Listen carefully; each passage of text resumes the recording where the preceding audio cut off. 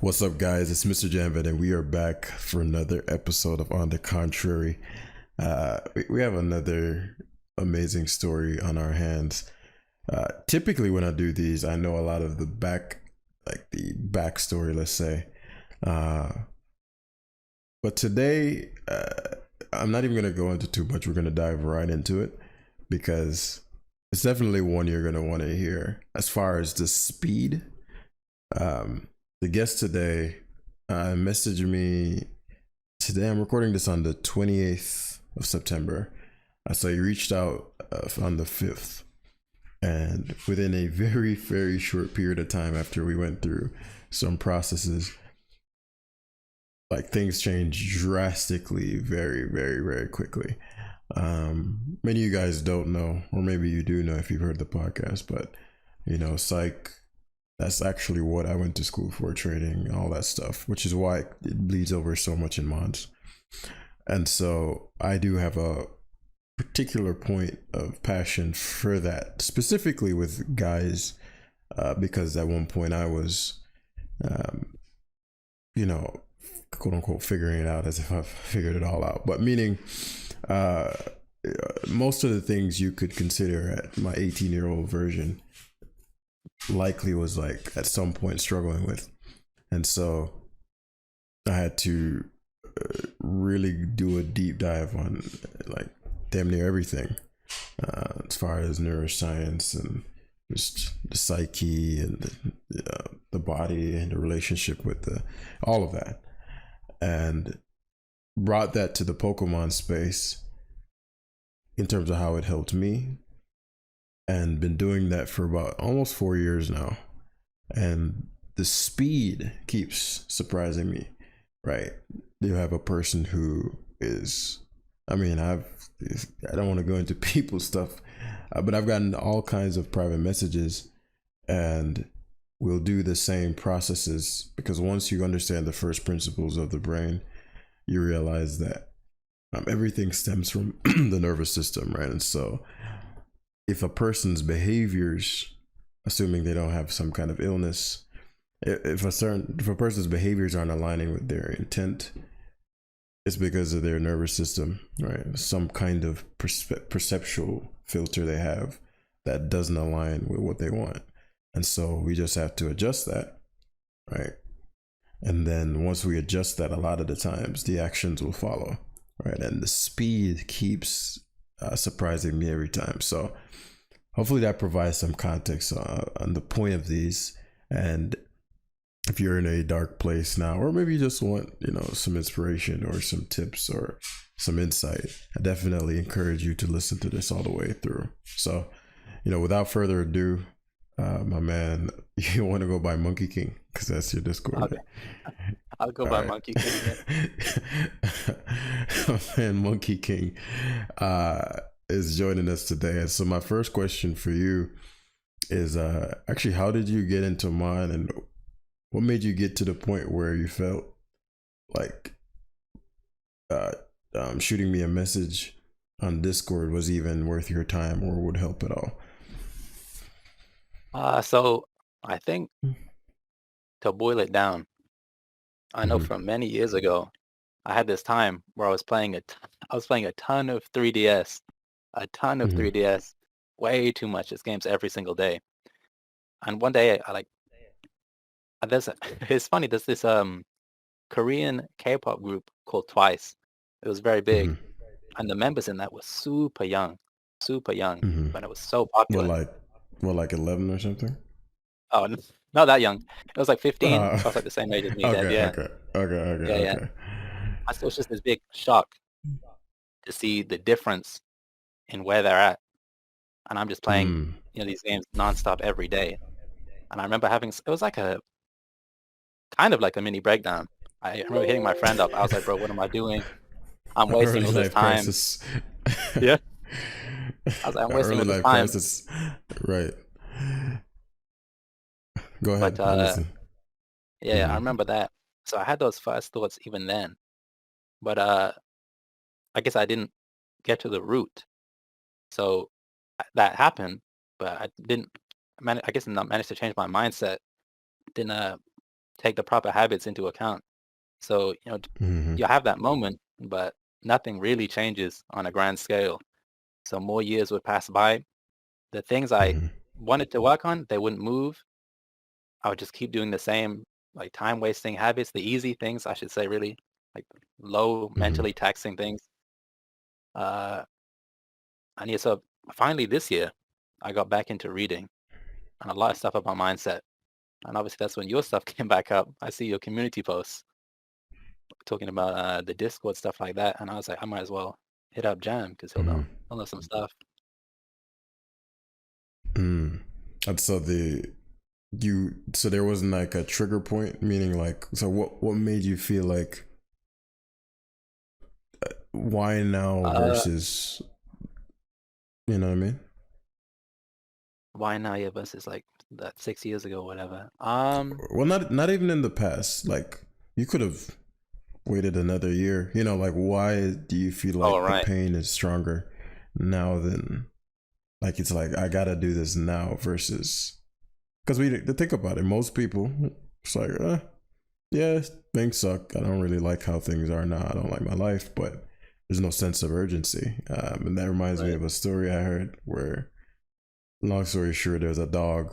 Like two guys were sitting on a porch, and it was like one of them was visiting, and the guy whose dog it was, the dog was just going good, every say 10 seconds, well not 10, maybe every minute would go, "Oh," and just make this sort of moan sound, and then like 2 minutes go by, "Oh," and you know say 20 minutes of that goes by, and so after a Yeah. while the visitor was like, what's up with the dog, like why does he keep making, and he's like, oh well, he's laying on a nail.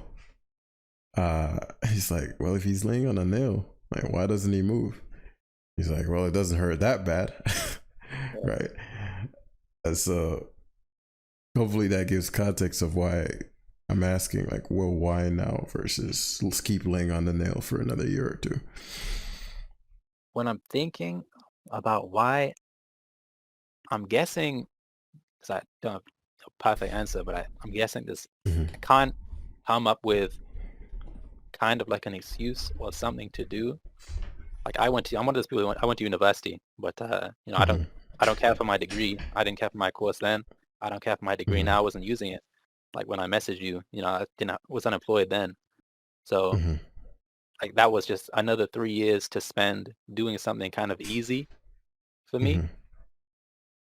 But now, I'm older. I didn't have a job. There's no Mm-hmm. excuse. I have to face it that I'm wasting, like really truly wasting my time, especially as getting older. It's Mm-hmm. clearer. Mm-hmm. Mm. Okay. So there was as you looked around at things at present, because I asked this because there's usually, I know you say you can't think of the particular thing, uh but there's usually, I can think of certain points in my life where I made massive decisions where the nail was too painful, right? It's like I am not going one more day. And it could have been something in the wording of the post that was like, you know what, let me uh because I don't even remember which post it was because I've been doing those daily now. um but I remember key moments in my life. I remember so this is more related to when I was like 18, 19.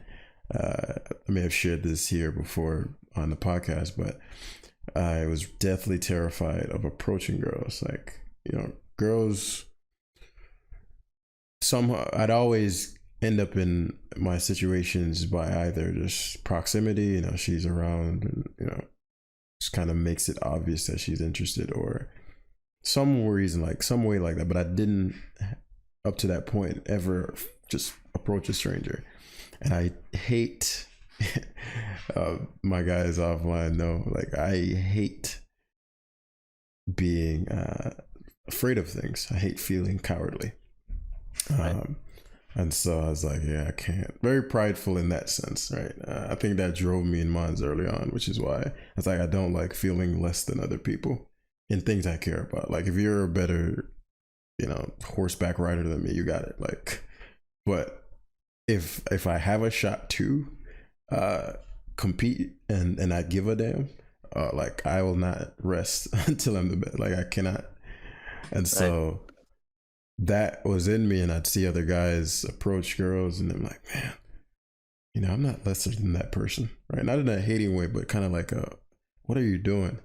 And so I remember I was, gassed myself up. I'm gonna do it today. I'm gonna do it, and that went on for a while. Like the nail just wasn't painful enough, and I'd let opportunity after opportunity go. And I remember one particular time because my university had a track at the top of it, Yeah. and I remember one night, say it closes at 10. I was up there like 9:50 something, and I'd always have excuses for why. Oh well, there are people around. Oh, I don't want to. What if all the excuses? Yeah. And yeah, I remember this one girl was sitting there. We were the only ones up there. Like, even if the worst case scenario would have happened, like I don't even know what I was thinking. But let's say the worst of the worst case scenario would have happened. We're literally the only ones up there. So, like, it would have been, it wouldn't have been the end of the world. And I remember kind of, because we were the only one up there for maybe 20 minutes. So I was like, in my mind, I was like, she's cute. I can do this, da da da da. This is finally the opportunity. And as I'm walking over there, because where she was sitting is also where you had to go to go down the stairs. And looking back and knowing, since then I've advanced significantly. So looking back, knowing what I know now about women, because women position themselves and men initiate. And so if looking back, I was like, she was actually expecting me to say something. And as I was walking, and then I just turned the other way and went down the stairs. And I remember when I went back to my dorm, I was so mad. I mean, I don't think I had ever been that, like, that was like the tipping point of, like, I had never been that angry at myself regarding that kind of thing, right? I mean, I remember punching the mattress. I mean, just furious with myself. I was like, and so that was one of a key tipping point. There was a key tipping point moment where I was just sick and tired of living in a way where I allowed fear to lead my life. lead my life. So I was just, I was like, what was it that just sparked the any means necessary kind of thing if you were kind of content with how life was, you know what I mean?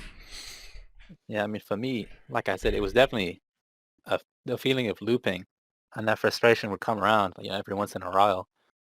And I think I slowly took away my options to do like pointless things. I would remove my own options to kind of trap myself to force Mm-hmm. action because I know I'm a lazy guy. I'm a lazy guy, so I have to remove my options. If I have an option, easy option, I'm going to take it. So I would slowly Mm-hmm. remove them and started, consuming the right stuff. Like I said before, I messaged you. I Mm-hmm. read this other book called The Art of Learning, which touches on some similar stuff, which Right. had some really good concepts in it. So that's when I was in Right. your channel. I was asking you questions like, "Oh, did you come up with the desire exercise?" Mm-hmm. Really, I just took away options and started trying to move to the right space. That's really all it Mm-hmm. was. Mm. And so at that point, when you messaged me, I know the answer, but for the audience, what were your goals and desires at that point? The goals then, I wanted to get employment. I Mm-hmm. wanted to get back into one of my hobbies, which I dropped a while ago, which I always think back on, was drawing. Mm-hmm. And the last one, which was Mons, was getting into Mm-hmm. top 500 in OU because in Gen 9, I hadn't done that once. Mm-hmm. Mm-hmm. I remember, and actually, I recall you mentioning tennis as a past example of how to parallel, like, I guess, your mindset towards things at that Yeah. time. Um, I thought that's actually the example you were going to use instead of the K-pop thing, because I know you Ah, mentioned observing other tennis players who, ascended at young ages and all that, and thought yeah, back on it. Okay. I guess I was touching on two different things. With the tennis example, I was talking about how I would have like big mental laziness like during an activity. So I would Hmm. like it was ingrained, like it was a strong habit to do the least Hmm. amount of work possible. So I think I told you if I would hit a good Hmm. shot, I would just kind of freeze. I would just kind of stop. Like that was it. I did my work. Hmm. I hit a strong shot. I expect to get the point. And if they return it, that's like my weakest moment. It's like Yeah. I've already stopped playing. Right. Uh, and I would see that all over the place. And in Mons too, I really saw it. Uh, I Hmm. load up, make a couple of bad moves, especially against this big Stoll team. And I was Hmm. clicking X like 2-3 turns in. Yeah. Actually, I'm curious. Were you good at school early in your life? Meaning at a young Yes, yes, age? Yeah, that yeah, makes yeah, yeah. sense. So this is a phenomenon I've noticed, and it's useful because a lot of my audience are in that category. Uh, Whenever, and this is where have you? I know I have this linked within my in the description of my videos. Have you ever read Mindset by Carol Dweck? No, I have not. Are you familiar with the growth fixed mindset paradigm? Yes. You say you are. You've heard of that before? Yeah, yeah, yeah, yeah. Okay. And so something I've noticed. So let's say you're a kid coming up, and you can parallel for my listeners who enjoy chess. You might have heard this kind of thing before, but when you're just starting a thing, and in this case, starting life, right? Your self image is developing. So let's say when you were growing up, you weren't great at school, but you were really great at making friends or really great at, soccer or whatever, right? And so you're constantly reinforced by those around you.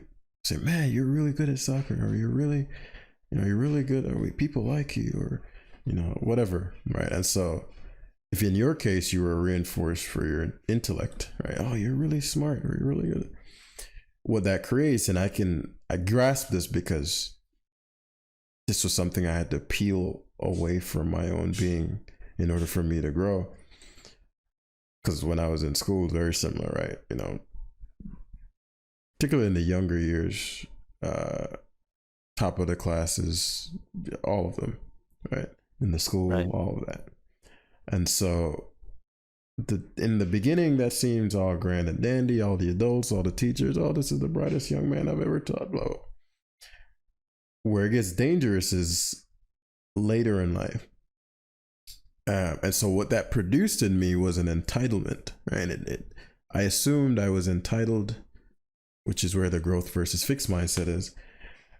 A fixed mindset develops because you assume that potential is just innate. You're smart or you're not, right? Or you're the smartest or you're not the smartest. And so I didn't have any appreciation for the growth aspect, which is if you fail at something, you try it again. It's like, well, why would I try again? If I fail, that means I'm not good at it, right?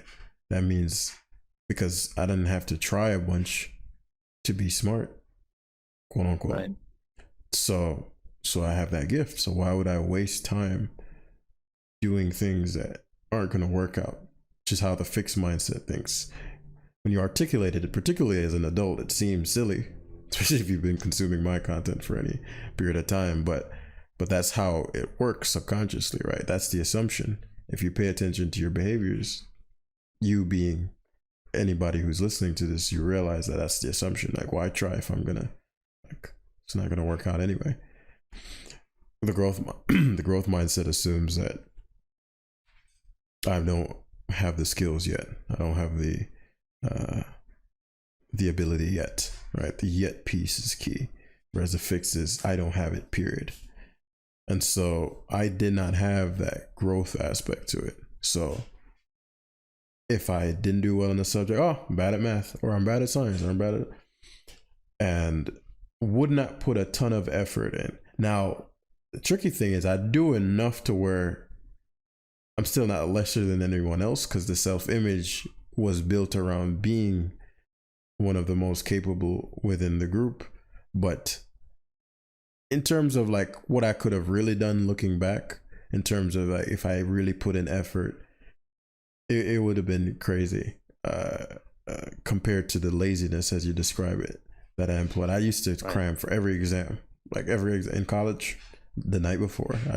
I would not go to a class for months, and I know the test is coming up because I looked at the syllabus and I was like, oh shoot, and I'd read like 4 or 5 chapters in a night and just like blitz through it and do not sleep so I wouldn't forget anything. Um, and going to test, and I wasn't punished enough for that. You know, sometimes it'd be a B or an A, but like I wasn't actually learning the information. So next test I had to do the same thing again. And so reinforcing a lot of bad habits that ended up hurting me in adulthood because you can't do that for your craft, right? And so one pattern I noticed with those who did well in school early on, or just in general, is that it's highly likely, particularly if it's early on, that they'll have a fixed mindset and have that sort of, how I like to word it is, I don't want to see the full, I don't want to give a full effort because that may give me evidence that I'm not as good or as smart as whatever as I think I am.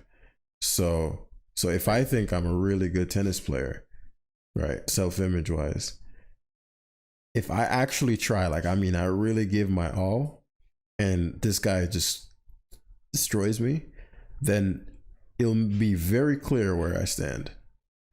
And so if I have a fixed mindset, that's devastating. Like, that's emotionally devastating. And you're just going to quit and feel bad about yourself. If I have a growth mindset, it may still be devastating, but you're going to come back because you know that improvement is possible. But I remember periods in my life where there was no concept of a growth mindset. It's dang.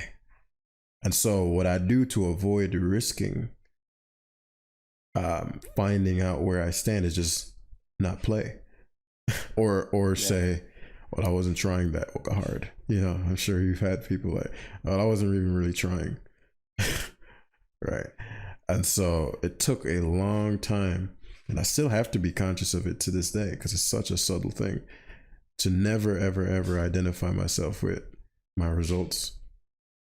Meaning I'm not a 1500 level player. I'm not a, you know, top of the ladder player, or I'm not a, you know, a millionaire, or I'm not a, you know, like whatever the thing may be.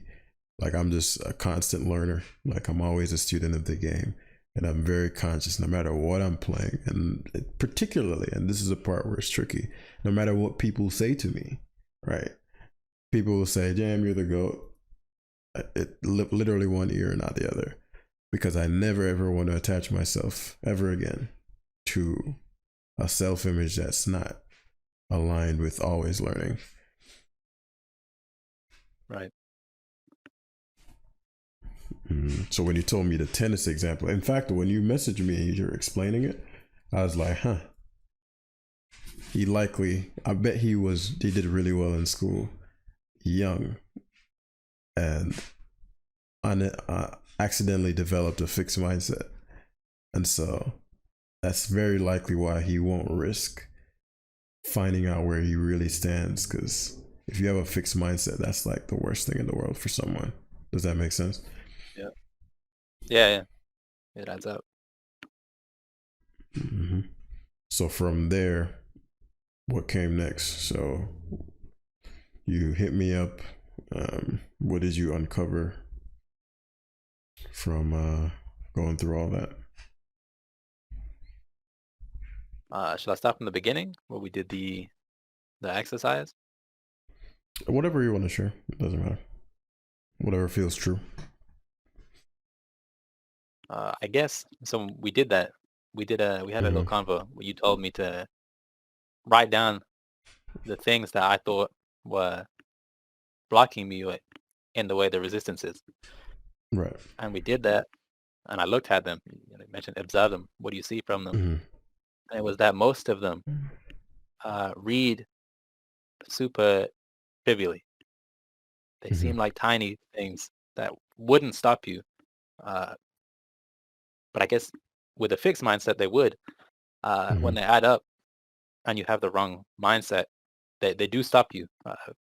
For years. It's kind of like Mm-hmm. why the things I was mentioning weren't progressing. It probably is that that fixed mindset somewhere. Like if you really go into this truly hard task where you don't excel immediately, where you do struggle, uh, you can be tough to acknowledge where you stand, like you said. Mm-hmm. But we decided to take that to Mons and OU. Mm-hmm. Uh, Managed to see some good changes there. What was the change? He just gonna gloss over the like. People want to know what happened. I'll go over the timeline even. So I have to speak the jam on the 6th. I was in the 1300s. That's about where I ended on the 6th. On the 7th, I was playing more. I go to the 1500s. On the 8th, I was on Showdown. I was on Showdown all day. I couldn't get off Showdown that day, and I finally broke in the top 500 Gen 9, and I was Mm-hmm. very happy about that. One thing I did right after I broke in, I Mm-hmm. was relaxed, and I was like, I did it. I made it. I got a couple more battles. I was like, I made it in. I don't care if I fall. I just didn't care about the results. I Mm-hmm. fell right back out again. I fell right back out quick, super fast. Fell right back Mm-hmm. down. And I was like, wait a minute. I'm right back where I was. I pushed myself for a bit. I had this goal, but then, Mm-hmm.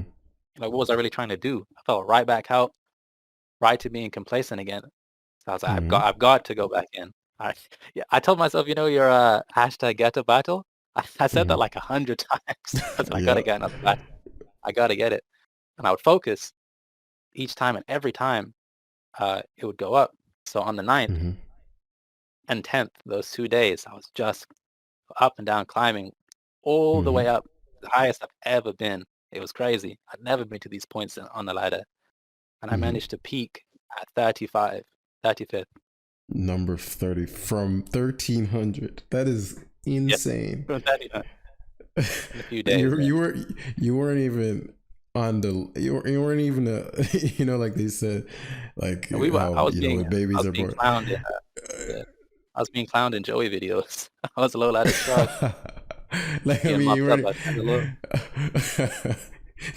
not even not even low. When they talk about, like, you weren't even a thought in terms of like on the ladder, because the ladder starts at, for viewers, like the ladder obviously starts around low 1700s in terms of what you can see. So there Yeah, are God knows how many players who are on Showdown that just aren't on the page, right? And so there's like so many 1500 players, way more than are on the ladder, meaning that you can see, and thousands upon thousands. And then even below that, there are thousands, tens of thousands of people who are in the 1300s and stuff that can't even smell the lat. Like, it's so I'm saying, I'm giving that perspective. You were not even in the thousands of the 1500 or the tens of thousands of yeah, 50. not You even were close. even below that. So for you to go from really putting that in perspective, I mean, that is incredible. And I loved the part about, because that's really, and I'm really glad you pointed that out about the find a battle thing, because for me that meant the same sort of principle we talked about, even the story with the girl. Back then it wasn't finding a battle, or finding a battle was, go talk to that person, go get out of your comfort zone. Yeah, Find a battle just means the thing that you're uncomfortable with doing. I really don't want to do that shit, but I'm gonna go and just keep going, as you're saying, find a battle. And so, like, I'm that really, more than almost anything else you've even said today, really is like, okay, I'm not wasting my time. Like people are grasping what that's supposed to mean because everything we want is in the battle, man. It's just the battles is it's different depending on the game we're playing. If it's school, to find a battle might mean, you know, I gotta read that page I really don't want to read, or I gotta start my dissertation, or I gotta. And you really do not want to do it. You don't feel like it. You'd much rather go on the, go watch Yeah. some anime or something, like whatever that may look like. And it's like, no. So I'm curious though, that day you were on Showdown. So prior to going on Showdown, but prior to that, how often were you battling? Because I'd assume if you're in the 1300s and you still had your fixed mindset before we did the exercises, I theorized that you weren't playing that many games. And even if you Right. I were, have a go ahead. so I go. I was gonna say, Yeah, my life even if cycle. you were, Oh, I'll finish the thought, then you go. But even if yeah. you, just to see if the theory aligns, even if you were, if you have that mindset, if you get clapped by a chandelier within the first two games and it's really bad, you're clicking X. So that's usually unless they're just very new and have no knowledge. If somebody's in that range for a long time, it's because they're not learning from their losses. And the only reason they would be Right. learning is if they X out.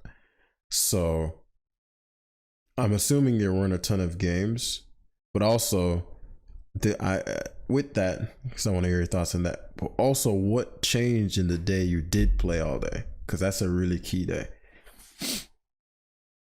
Uh, so kind of my life cycle with any showdown, gen. I would play, the new stuff would come out. I would play. I do, however well. I tend usually the 15, 1600s.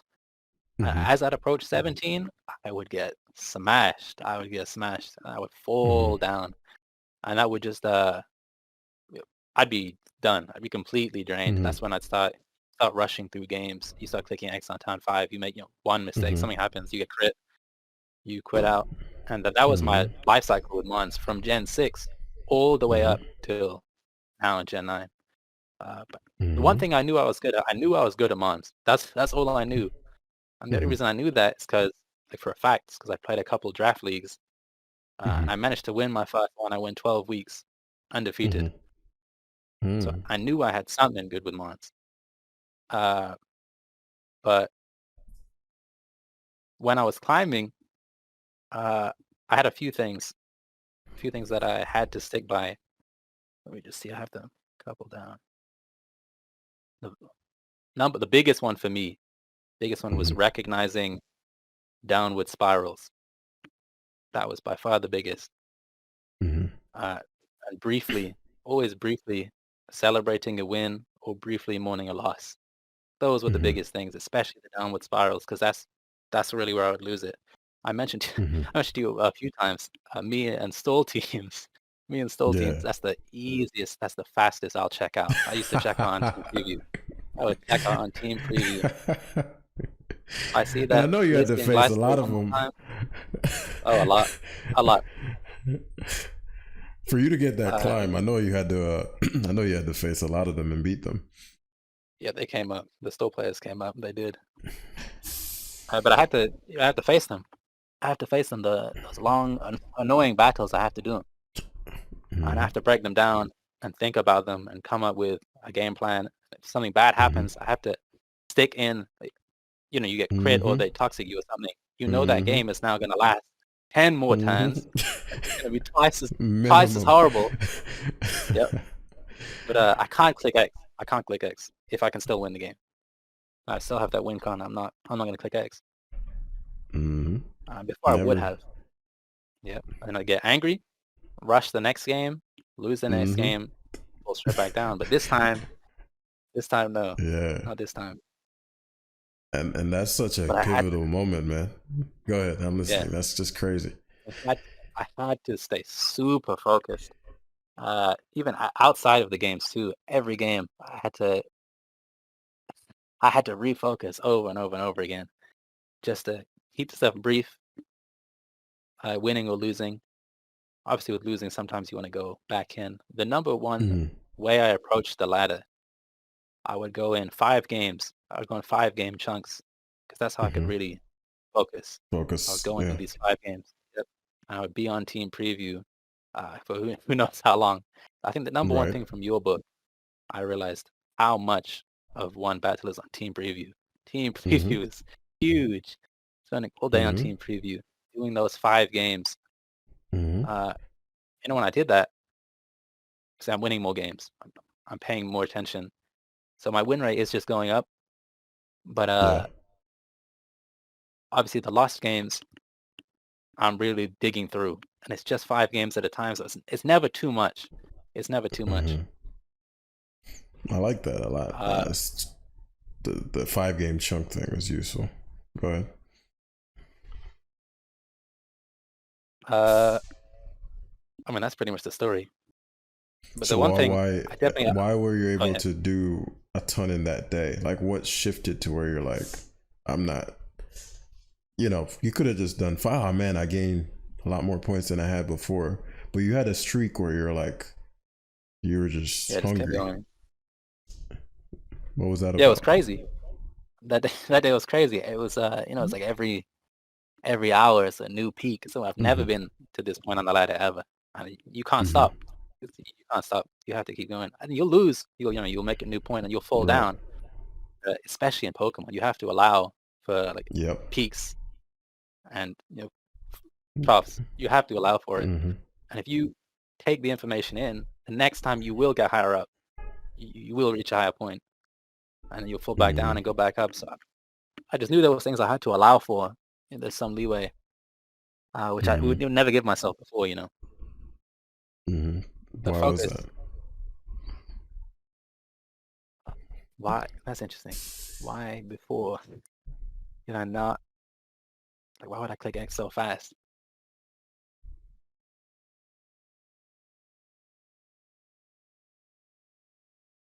I know the mindset was in the wrong place, but I'm trying to figure out like a why. Mm-hmm. No, take your time. I'm curious of the answer.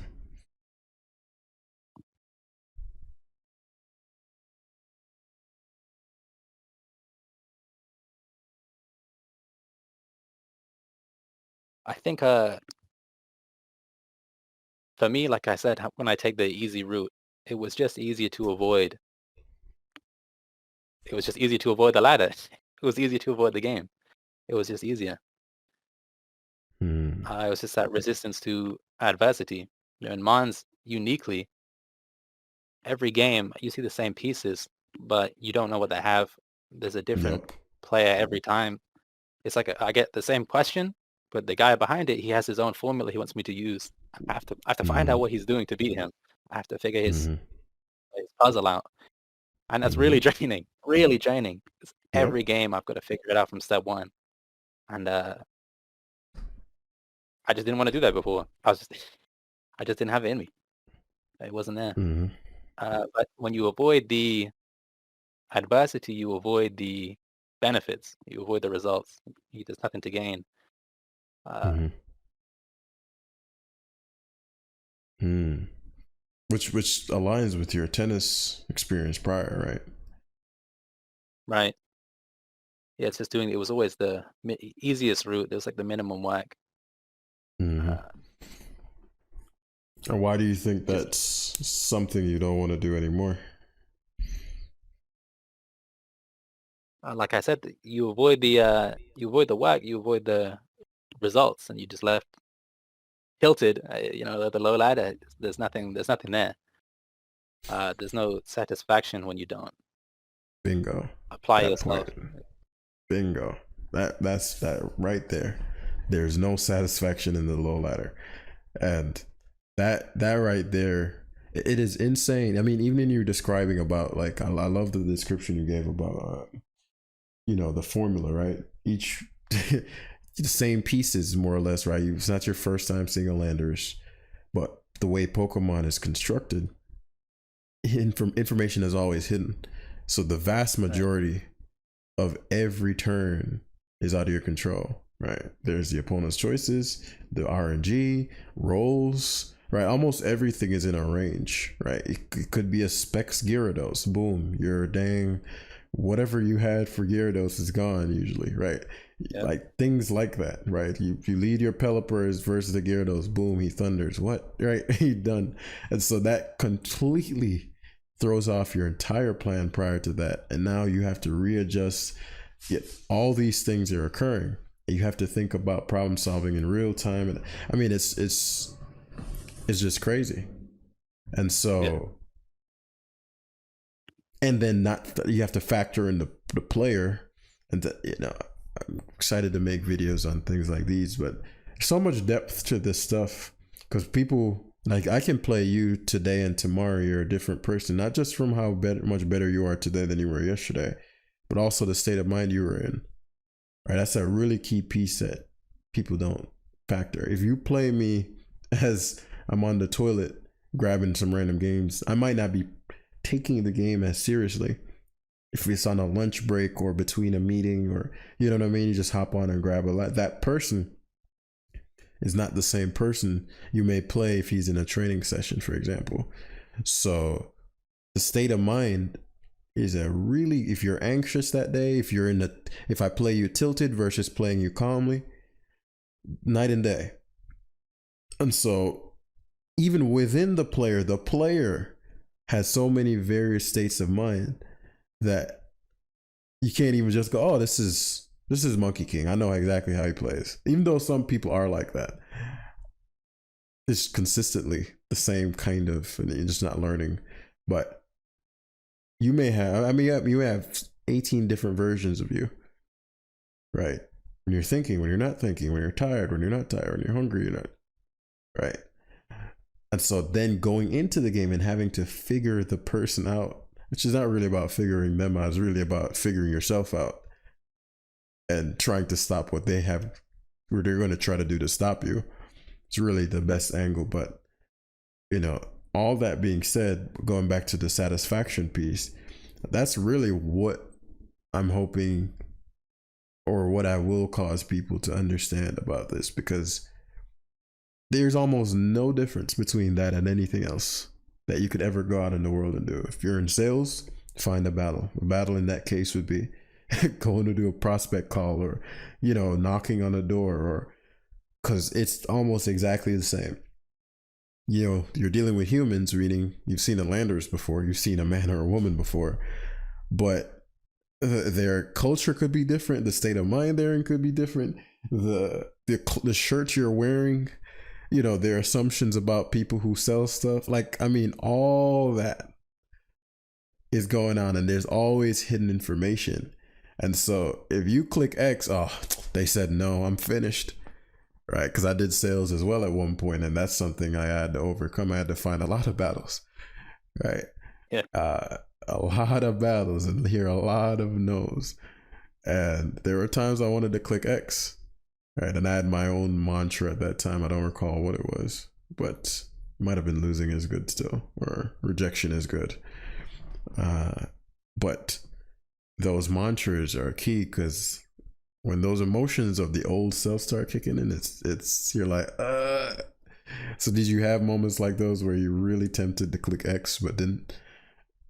Yes, 100%, 100%. Especially against those damn Stoll teams, bro. These new light school versions going around. Oh no. Which is crazy. I was thinking about it yesterday. I was like, it doesn't even have Roost yet. That thing is gonna be disgusting. Oh. It's been a long time since we've had Glide Score, so I've forgotten just how just pesky. Stats wise, it makes no sense for how it never dies, but it just never dies. I know. It's 75, but it's crazy. Dude, I saw that thing. I've got nothing. You're finished. It's over. It's game over.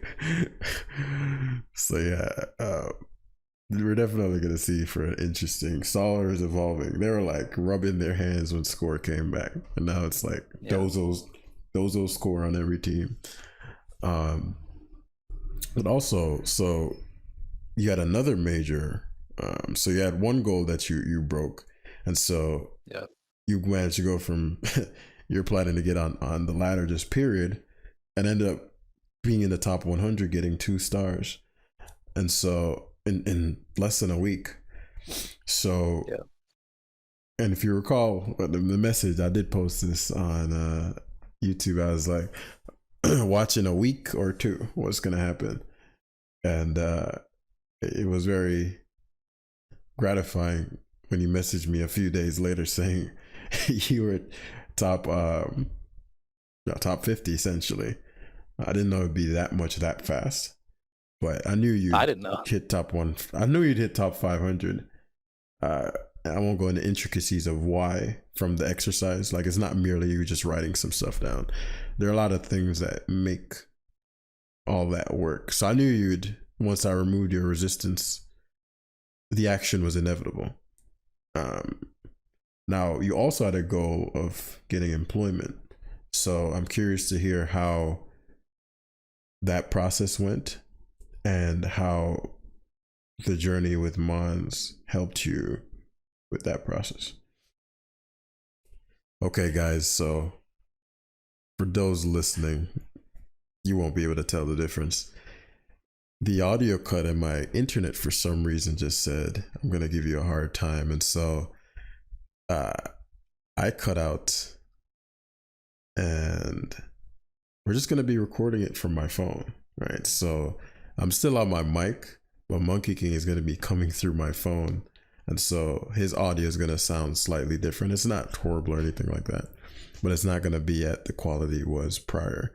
So we don't have a ton remaining. We're going to jump from how Pokemon, I was asking him, how did the journey in laddering up, that whole process of learning a lot about yourself and realizing, holy shit, like I can actually do things that I put my mind to, and if I stick it through, how did that whole process impact you as a person? And then how did that help you achieve or even go after your next goal as far as, getting employment? Right. So that was on, I mentioned that goal to you on the 6th. I think it was maybe just over 2 weeks. I actually got notified that I actually landed a position, which I didn't think I was going to get. Because one thing with me and interviews, I do not like the multi-step processes. Mm-hmm. For this one role, I thought it was going to be simple. I thought it was just going to be, come in, the standard interview. Mm-hmm. But it wasn't. There was actually 3 steps. And when I got that news, I wanted to bail. I didn't want to do it. Mm-hmm. I was like, that extra work, I didn't want to do it. I wanted to say no. Yep. And so I thought back to the ladder. I was like, well, just last week, before I didn't think I could get to rank 35, and I did that by breaking stuff down, thinking about it, each battle holistically, and not as like this horrible thing that I want to run from. That Mm-hmm. I can tackle it. I have the tools to do so, and on the other end is a much more satisfying place. Mm-hmm. So I really did think about this interview like a stall team. Like each stage is like a Clefable and a Blissey. But when I beat that Clefable and the Blissey, the match gets way easier. Right. I can pass that first stage. I'm more confident. I'm going to go on. And it was just very easy to digest. And I over prepared for the interview, to be honest, but it was a breeze. And because I was just in the right headspace. They didn't know I was ranked 35 OU, so Lucky them. it really helped. Yeah. That's crazy. It really helped out. Mm.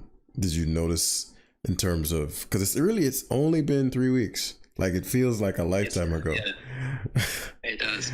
And I remember I said to you, I was like, I remember the night, I was like, okay, watch, in 2 weeks you're gonna look at that list and you're gonna be, I can't believe I even never thought that. Have you looked at the list since? I have. What happened? I have attacked it. It's like a joke. Mm-hmm. It's like a joke. Mm-hmm. It's like I'm making fun of myself. It's like I'm trying to make fun of myself with some of the things they're so stupid, but they were in the way. Mm-hmm. But hopefully no longer. Oh, trust. There's a lot more lists to be written. It's just you just haven't hit the next goal yet, where the lists never stop. To this day, to this day, I make lists in terms of, because it's, you know, they obviously haven't done the exercises and whatnot, but depending on what the objective is, if you're not going after it, meaning if your actions aren't aligning with your desire, there's a list. You just don't know what it is until you do that exercise, right?